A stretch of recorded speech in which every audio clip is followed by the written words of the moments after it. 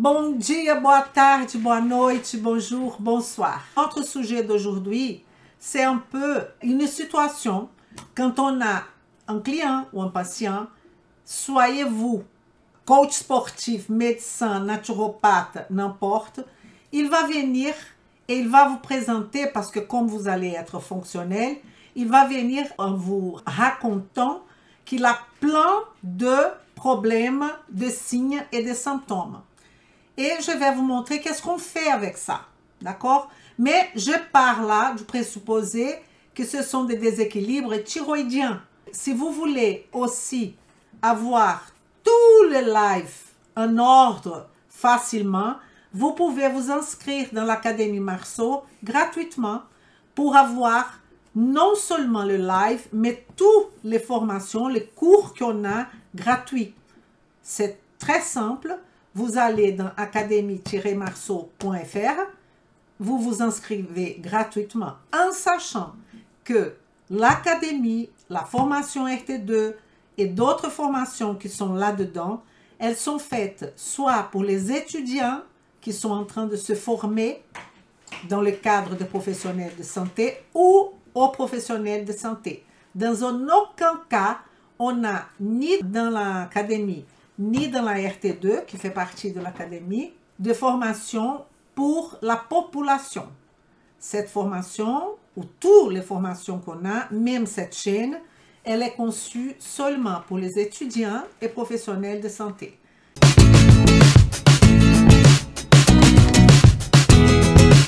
Vem comigo! Je suis Elisa Marceau, chirurgienne dentiste, naturopathe, spécialisée en nutrition fonctionnelle.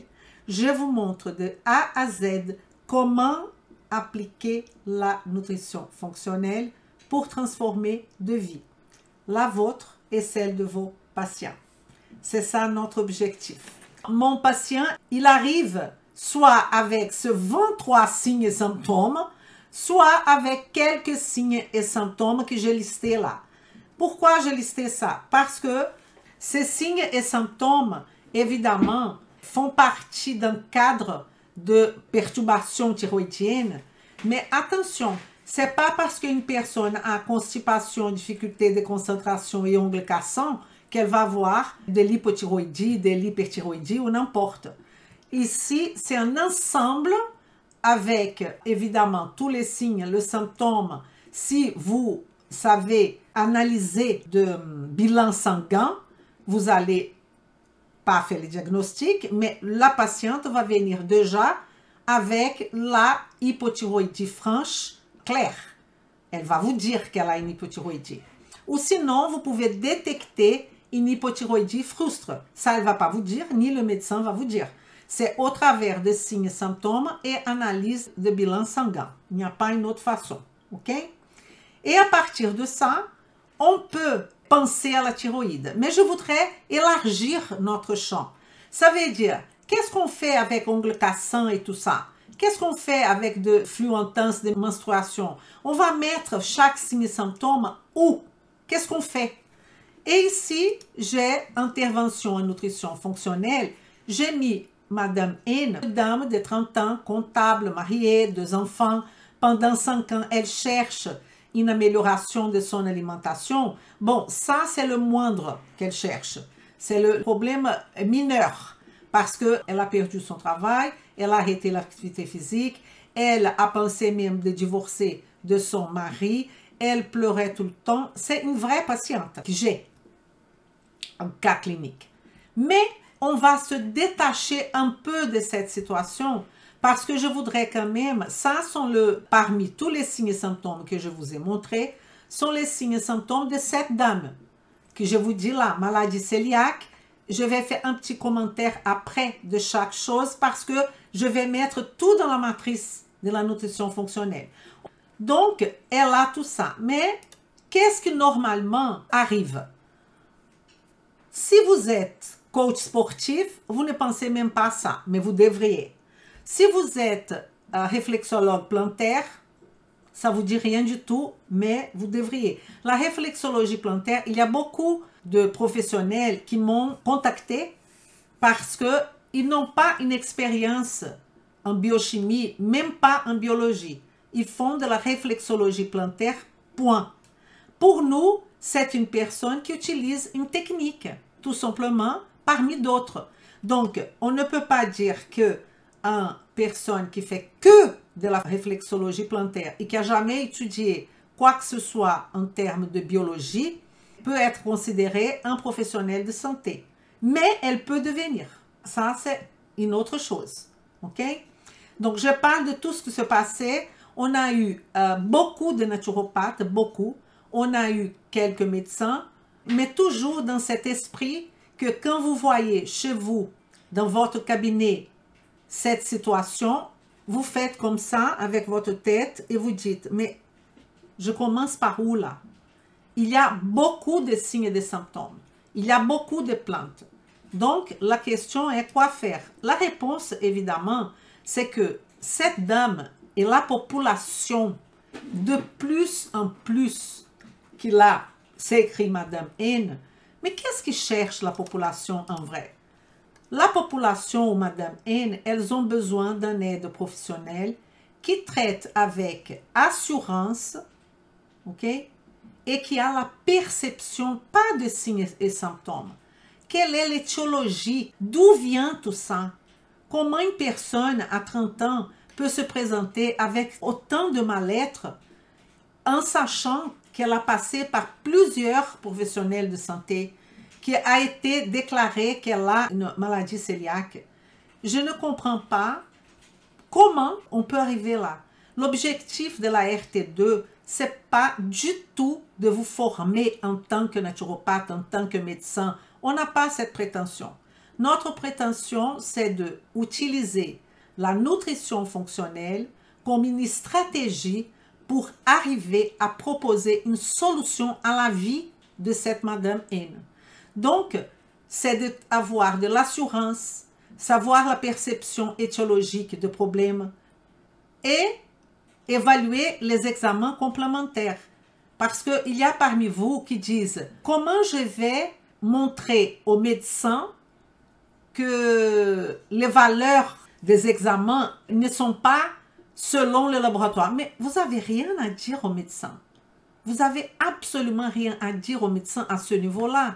Quand on a une fourchette optimale, c'est pour la nutrition fonctionnelle.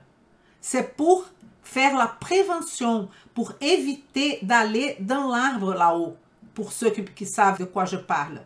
C'est de sortir, aller analyser les sols, analyser la cause, analyser les signes et symptômes et arriver à un plan de traitement fonctionnel et efficace.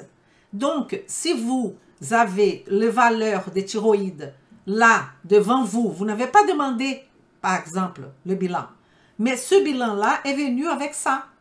Ben, vous allez interpréter selon le regard de la nutrition fonctionnelle. Il n'y a rien à dire au médecin. Lui, il continue à faire son travail. C'est rien à voir, quoi. Et si vous avez besoin des examens en nutrition fonctionnelle, il y a des professionnels qui disent « Ah oui, mais le médecin ne va pas me donner... » Mais vous n'avez pas besoin de demander au médecin. Vous pouvez faire vos examens en nutrition fonctionnelle dans un laboratoire de nutrition fonctionnelle où le patient va payer. Ah, mais il ne veut pas payer. S'il ne veut pas payer, il n'est pas motivé. Vous n'avez pas fait votre boulot.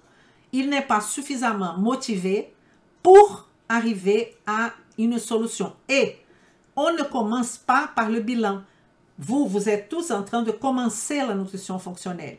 On commence par le commencement, c'est ce que je vais vous montrer aujourd'hui. Alors, quels sont les professionnels qui sont censés être dans ce métier? Regardez bien, je vous montre ici une personne en surpoids. Je vous montre ici un coach ou un éducateur sportif qui est en train d'accompagner cette dame. Alors, je vous demande, à quoi ça sert de lui proposer de faire exercice A, B ou C si cette dame a, exemple, un problème thyroïdien, si elle est pré-diabétique, si elle a plusieurs barrières insulino-résistance qui vont empêcher que cet éducateur sportif fasse son travail. Donc, cet éducateur, il va apprendre premièrement à comment, dans son travail, il va gérer ces problèmes-là. Vous comprenez? en appliquant la nutrition fonctionnelle auprès de cette dame.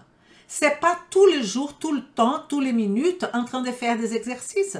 Parce que vous savez bien, vous et moi, que dire à quelqu'un, écoutez, il va falloir que vous fassiez attention à votre alimentation, vous ne savez rien dire. Elle va partir. Elle est contente là parce que c'est probablement son premier jour ou deuxième. Parce que bon, regardez quand même le poids. Mais c'est une jeune. Vous voyez, donc on a toute la possibilité de travailler la nutrition fonctionnelle. Le problème, c'est que, quel est le problème de coach sportif? On n'a pas beaucoup, on a. Vous avez peur de quoi? Éducateur sportif. Passons maintenant à une autre situation.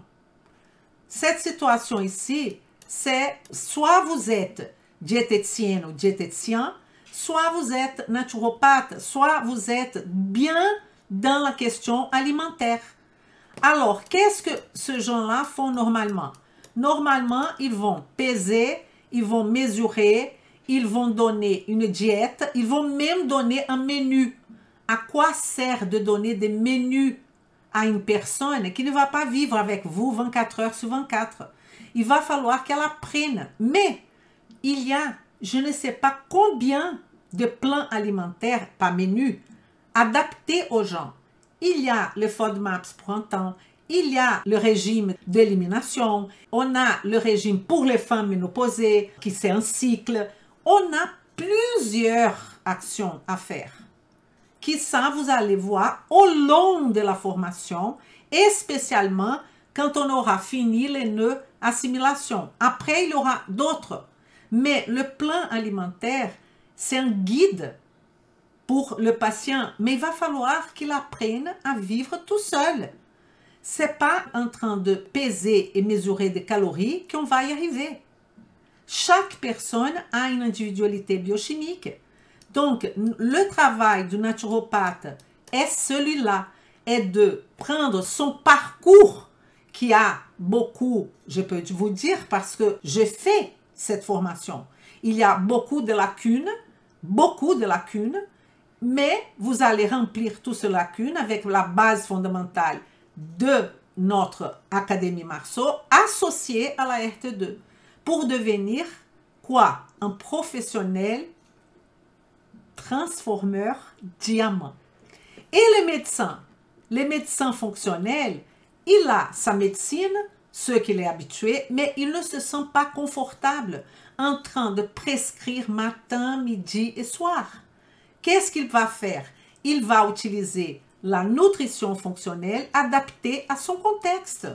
Donc, avant de donner le médicament, si ce n'est pas un cas aigu, si c'est un cas plutôt chronique, est-ce qu'il ne peut pas faire une réflexion en termes biochimiques, en termes étiologie, et changer son paramètre d'action? Il va commencer à travailler l'arbre, le fond, les modifiables. Évidemment, ce médecin, au long de sa carrière, à un moment donné, il va lâcher une partie, sinon tout, comme beaucoup font, de la médecine traditionnelle. Il va falloir, si en France, il aura des patients payants qui vont payer pour une consultation en nutrition fonctionnelle parce qu'il est un médecin fonctionnel, et il va faire une transition. Tous qui sont ostéopathes, kinés, tous ces gens, ils vont faire une transition lente, tranquille, et avec beaucoup d'assurance. Il n'y a pas de problème. Et je vais vous montrer que ça existe. Alors, les dentistes fonctionnels. Les dentistes fonctionnels, avant d'ouvrir la bouche de la personne là, comme il est en train de faire ce dentiste, avec déjà l'appareil pour enlever la carie ou quoi que ce soit, on va parler, on va discuter. Pourquoi autant de caries? Pourquoi maladie parodontale? Pourquoi les dents sont en vrac? Tout ça fait partie du dentiste fonctionnel. Il va regarder, est-ce que cette patiente est diabétique? Et donc, il va falloir contribuer pour qu'elle devienne plus diabétique si elle n'est pas insulinodépendante. Pourquoi un dentiste ne peut pas participer de ça? Ce n'est pas moi qui ai inventé. Ça existe et je vais vous montrer. Regardons aussi toute la partie de ceux qui travaillent plutôt les nœuds qu'on appelle, dans notre jargon, c'est le nœud intégrité structurelle, qui sont les ostéopathes, les chiropracteurs. Pourquoi, mon Dieu, la personne, elle vient 1000 fois pour son dos? 1000 fois. Je sais, il y a des problèmes mécaniques locaux, mais l'inflammation, elle va contribuer à ce problème mécanique. Vous savez déjà dans mon histoire que j'ai fait 3 ans d'ostéopathie. Ça ne veut pas dire que je suis un expert en ostéopathie, mais ça veut dire que je connais, je sais qu'est-ce qu'ils font. Et je sais qu'aux États-Unis, comme dans d'autres pays, ça, c'est de plus en plus utilisé. La chiropraxie, l'ostéopathie, la kinésithérapie fonctionnelle. Je vous ai montré tout ça, mais ici, je vous montre une thérapeute fonctionnelle. Vous voyez? Une thérapeute fonctionnelle. Et cette thérapeute, fatiguée et déçue de passer 2 mois à essayer sans tomber enceinte, elle est spécialisée en fertilité fonctionnelle, dans un contexte fonctionnel. Ça existe, ça c'est une traduction, elle existe, tout existe, elle est aux États-Unis. Ça c'est hyper utilisé. Alors, vous préférez, si vous avez un problème, vous êtes passé par la case médecin, vous êtes passé par la case, ils disent, ah, je ne sais pas qu'est-ce que vous avez comme problème. Évidemment, quand on parle de fertilité, on parle de couple. Vous avez 2 avatars. Vous ne pouvez pas regarder que la femme, il faut regarder l'homme aussi. Et il y a des examens fonctionnels en nutrition qu'il faut regarder pour l'homme et pour la femme. Mais là, c'est déjà une spécialisation. Mais pour cela, pour être spécialisé, vous devrez faire la RT2 et après vous spécialiser en fertilité. Avant, vous allez prendre un autre avatar. Je suis bien claire, hein? Regardons ici une autre situation, un médecin fonctionnel. C'est Dr. Klimenko. Elle existe. J'ai mis un exemple, mais il y en a. Vous voyez l'arbre. L'arbre, c'est exactement la représentation. Ici, au sol, qu'est-ce qu'on a? On a tout ce qui est, on va prendre tout ce qui sont les modifiables, les modes de vie de la personne, après les signes et symptômes, et là-haut, là, les feuilles qui sont les maladies. Et ce médecin, il va commencer, comme nous tous, par là, et seulement s'il y a besoin, il va donner du médicament. Dentiste fonctionnel, je vous ai dit. Alors, ça a été pris de cette dentisterie fonctionnelle, tout ce que vous... Ça, c'est américain. J'ai mis la traduction. Et dans son site, il y a ça. Functional Dentistry Tree. L'arbre de la dentisterie fonctionnelle. On a les causes de base. Quelles sont les causes de base? Microbiome, dysbiose. C'est un dentiste qui parle. Vous voyez? Insuffisance de minéraux. Maladie de gencives, problème de déséquilibre de acide, de pH, bouche sèche, là on est déjà dans les signes et symptômes, dans l'inflammation. Vous voyez? Symptômes. Et là, on aura la solution. Alors, le grave problème, ça c'est sa façon de travailler la nutrition fonctionnelle dans la dentisterie, en tant que chirurgien dentiste. OK? Donc, ce que je voudrais vous dire est coach sportif, éducateur sportif. Je vous ai montré la situation là, c'est là, d'une réalité. Et ici, je vous montre un professionnel, vrai. Ça, c'est son machin. Conseil personnalisé en matière de nutrition, éducation, consultation et soutien continu. Inscrivez-vous ici, coach éducateur sportif fonctionnel. Les priorités de traitement de la nutrition fonctionnelle. Donc, la personne, elle va arriver chez vous, comme soit coach sportif, j'ai déjà tout expliqué, avec plein de signes et de symptômes qui vont empêcher votre travail. Et vous allez commencer par mettre chaque chose à sa place, au moins, ces signes et symptômes peuvent se répéter. Mais comment va se passer? Avant, n'importe qui vous êtes, vous envoyez un questionnaire par Internet. Cette personne va arriver. Quand elle va arriver pour sa première consultation, vous savez déjà qui elle est, quelle est ses douleurs, pas douleur physique, douleur non seulement physique, mais psychique. Vous allez connaître un peu de ses antécédents et vous allez faire l'anamnèse qu'on appelle la ligne du temps avec ce patient. Et après, vous allez mettre ce patient loin de sa présence dans la matrice de la nutrition fonctionnelle. On commence toujours par le nœud assimilation. Pourquoi? Parce que c'est la porte d'entrée de notre corps, n'est-ce pas? C'est tout ce qu'on va assimiler positivement ou négativement dans notre corps. C'est pour ça qu'on commence par là. Et si on revient à notre exemple d'une personne qui a 30 ans, qui est comptable, ça fait 5 ans qu'elle cherche une amélioration, qui était en train de se divorcer, qui a eu de dépression, qui a 2 enfants, qui a des problèmes de stress dans son travail, qui a apparemment infertilité, qui a des problèmes partout, n'est-ce pas? Comment vous allez faire? Vous allez commencer par les antécédents, les déclencheurs et les médiateurs, comme on avait déjà expliqué plusieurs fois. Regardons maintenant ces 3 points. Maladie, votre client arrive et dit « j'ai la maladie cœliaque ». Bon, s'il y a maladie cœliaque, c'est une maladie auto-immune. Une maladie auto-immune, normalement, auto-immune, évidemment, elle va rentrer ici, mais elle va rentrer aussi dans l'antécédent du patient. Elle rentre 2 fois. On a déjà une question. Si elle a maladie auto-immune, normalement, on doit chercher d'autres maladies auto-immunes. Plus le patient gagne l'âge, plus il a tendance à avoir d'autres maladies auto-immunes. Si et seulement si on n'a pas eu une intervention de la nutrition fonctionnelle pour éviter ça. Vous comprenez l'importance de votre travail. Et donc, elle a fibromyalgie et elle a un LDL élevé. Si elle a un LDL élevé, je sais que le récepteur au niveau du foie du LDL peut-être ont de problèmes. Et donc, je peux mettre déjà cette patiente ici et commencer à réfléchir. Là, c'est un cas complexe, ok? Mais, de toute façon, on est en train de positionner les choses. Fibromyalgie, on est en train de parler et spécifiquement de tout ce qui est douleur. Douleur au niveau de intégrité structurelle. On pouvait mettre là. On pouvait laisser comme antécédent du patient. Ça va dépendre de ce qu'on va chercher. Et elle nous a raconté qu'elle avait aussi un problème de sommeil. Difficulté de dormir toute la nuit.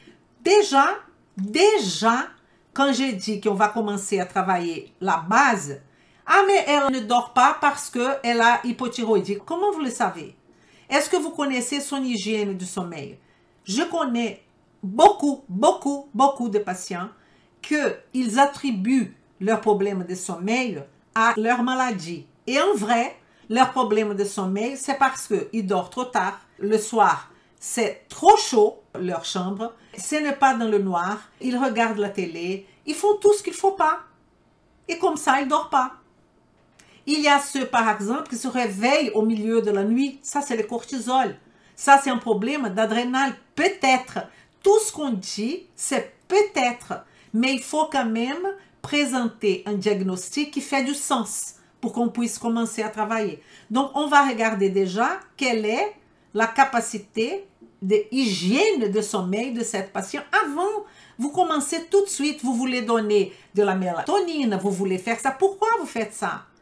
Pourquoi vous faites ça? Et ce n'est pas que constater que le patient a de déficit de sommeil, c'est de lui montrer que ça va perturber tout son processus de arriver à sa home. Pourquoi il est devant vous? Et cette dame est devant moi parce qu'elle veut avoir un bébé. Donc, le sommeil va être un empêchement, Marie, ou vous dites Madame N, pour que vous donnez une chance d'avoir un bébé.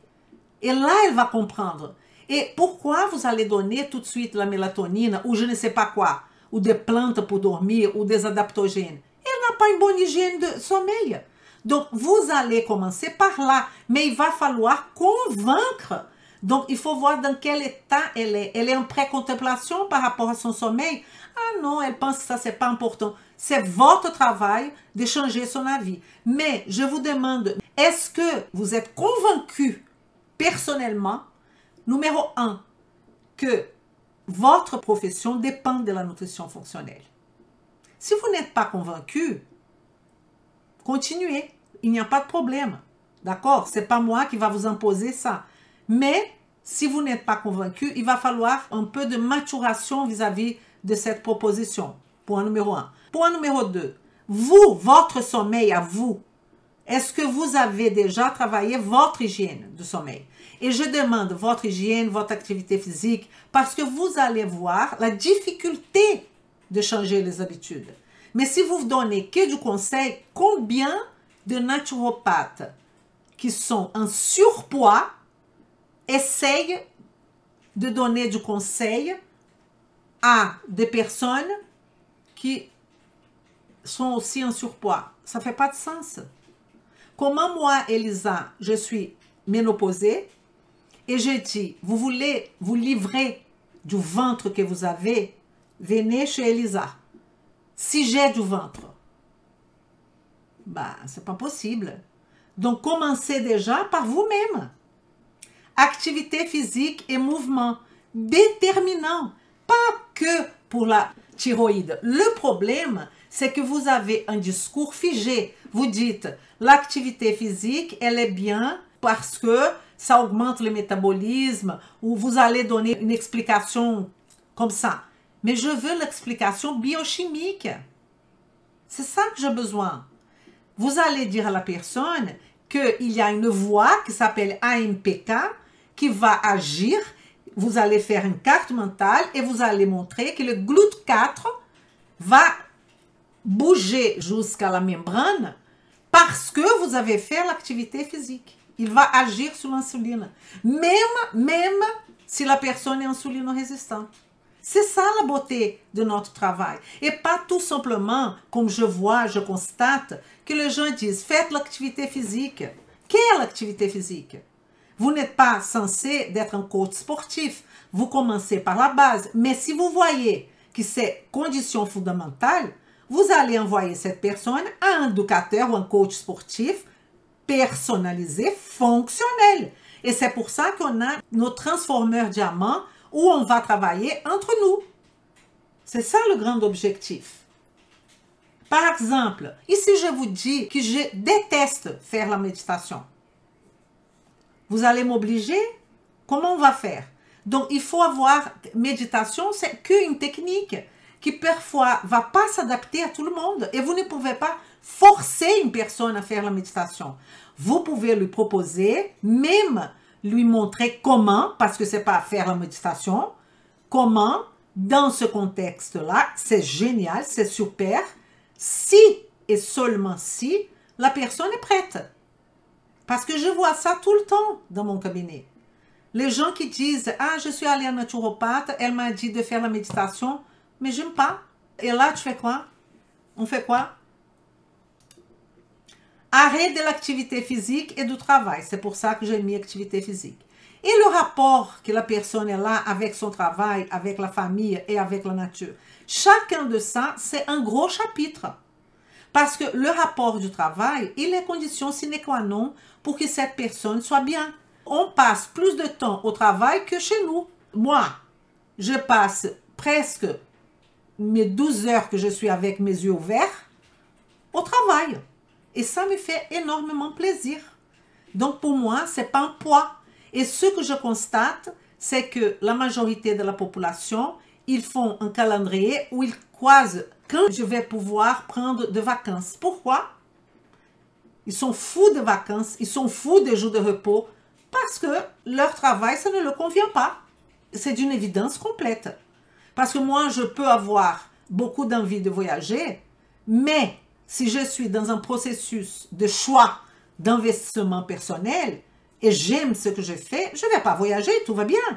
Mais il y a des gens qui sont en dépression. Je connais par exemple un patient que lui, sa vie est programmée vacances. Il déteste son travail. Comment cette personne va vivre bien? Soit elle va accepter tranquillement, mais c'est compliqué. Anxieuse, rapport au travail, rapport à la famille. Ça ne sert à rien. Je voudrais vous expliquer une chose. Une personne qui est anxieuse, vous lui donnez du ashwagandha, vous lui donnez, je ne sais pas, n'importe ce que vous allez donner. Elle est anxieuse. Il faut faire un travail de fond avec cette anxiété. Parce qu'il n'y a pas d'ashwagandha au monde qui va régler ça. Ah non, elle est anxieuse avant les examens. Ah, ça c'est différent. C'est une situation ponctuelle. Et là, peut-être, et je dis bien peut-être, l'ashwagandha va marcher.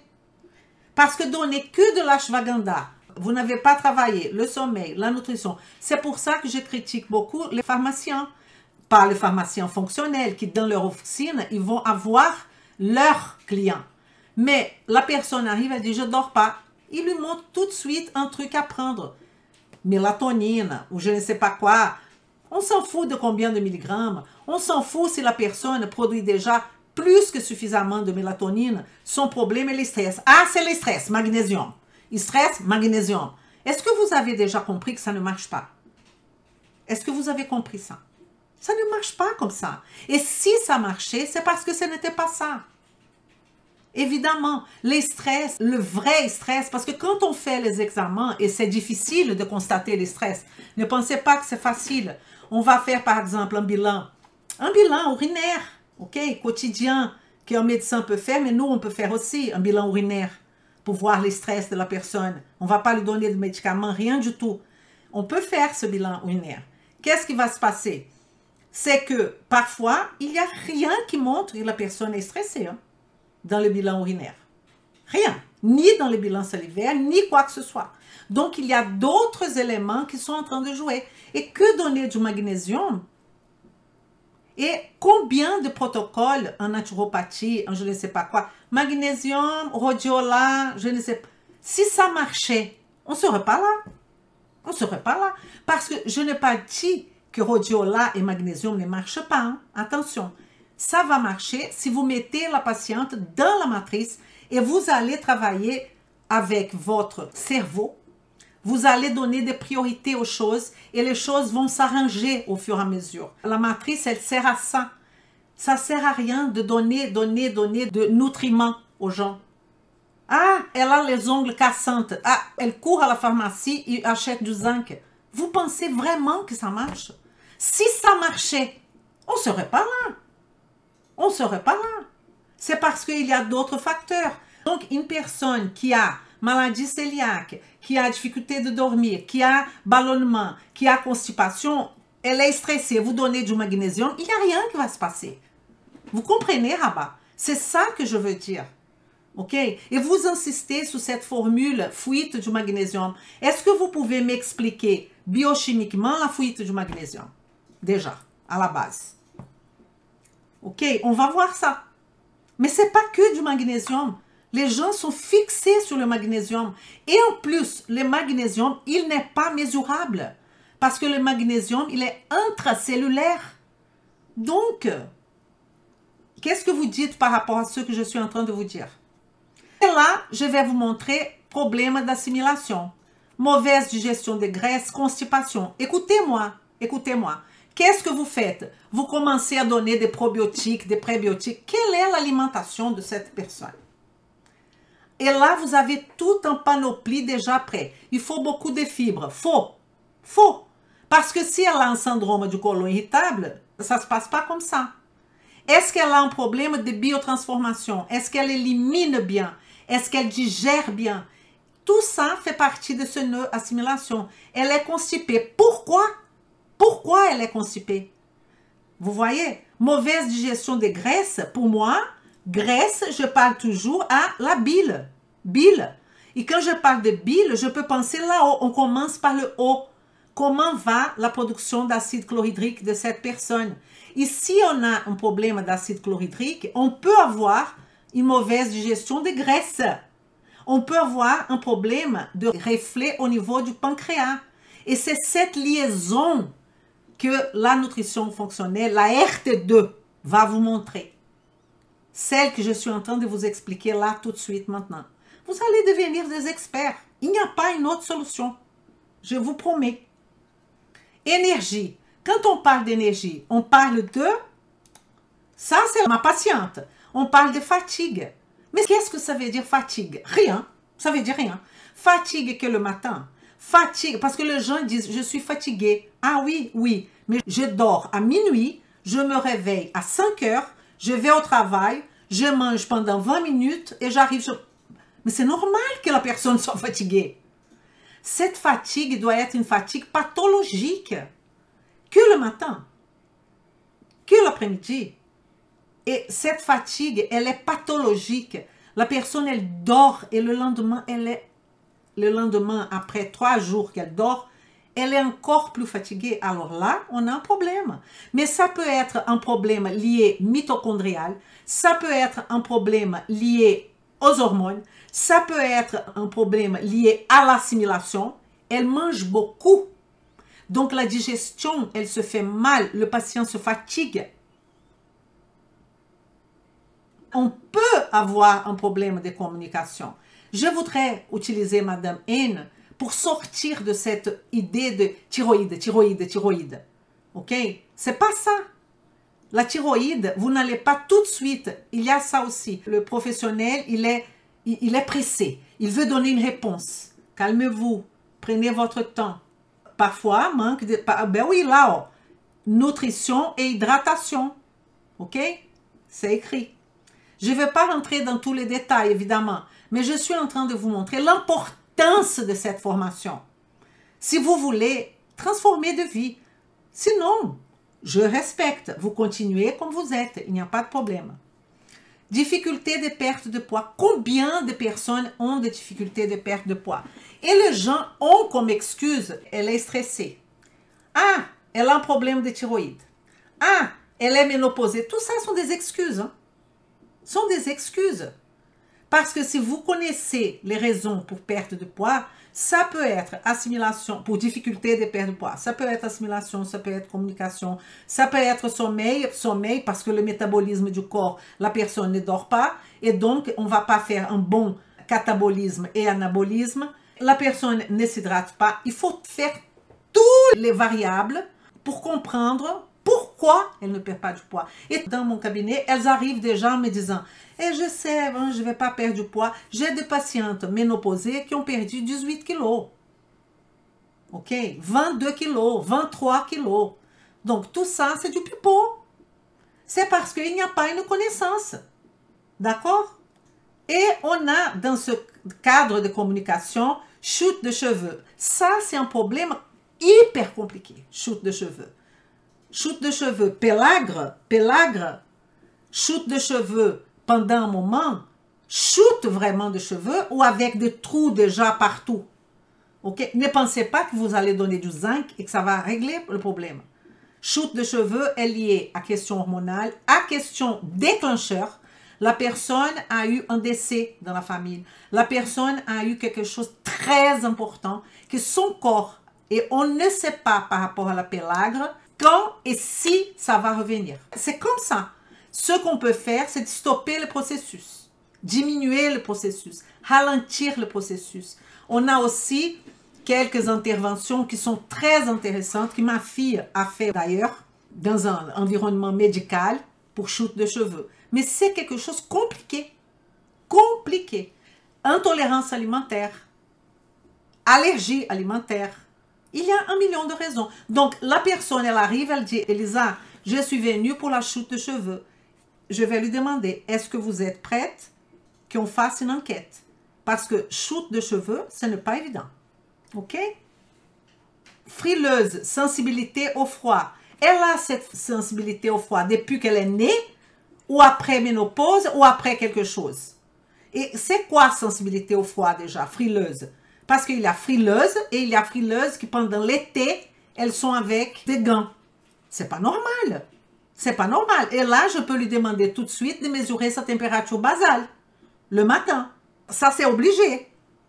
Vous voyez? Ah, vous allez demander à tous les frileux de mesurer ça. Non, il y a aussi la constitution de la personne. Les personnes qui sont plus robustes, qui sont plus trapues, on a même un type en naturopathie qui va correspondre à ça. Et les autres qui sont plus fines, minces, il y a aussi ça qui va compter. Mais ça n'explique pas du tout tout. Parce que ce n'est pas toutes les personnes qui sont minces qui sont frileuses. Ce n'est pas toutes les personnes qui sont trapues qui ont de la chaleur. Non. Flux intense et menstruation irrégulière. Un autre sujet vaste. Elle peut avoir des problèmes au niveau de SOPK. Elle peut avoir au niveau d'utérus. Elle peut avoir au niveau d'escamation d'endométriose. Elle peut avoir 1000 choses. C'est vous qui allez faire le diagnostic? Non. Mais est-ce que quelqu'un a fait? Parce que j'ai pas mal de patientes qui viennent, mais elle est passée par tous les médecins. Les médecins disent, non, il n'y a rien. Il n'y a rien, non, il y a un truc qu'il va falloir que nous, de la RT2, nous sommes des détectives.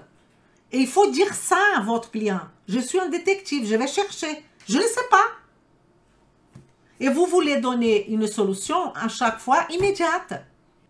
Voilà, nous serons là pour traiter, pour discuter la nutrition fonctionnelle, les volets marketing évidemment, tout ce qui est dans la RT2 et aussi de vous inviter à participer gratuitement si vous êtes professionnel de santé dans l'Académie Marceau, partie gratuite. Ou sinon, vous pouvez aussi, pour le prix de moins d'un café, faire partie de l'abonnement de l'Académie, où vous aurez déjà la base, vous n'aurez pas la nutrition fonctionnelle, rien de nutrition, mais déjà la base qui est très importante pour construire votre connaissance.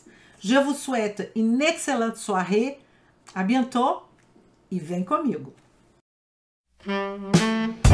Vem comigo!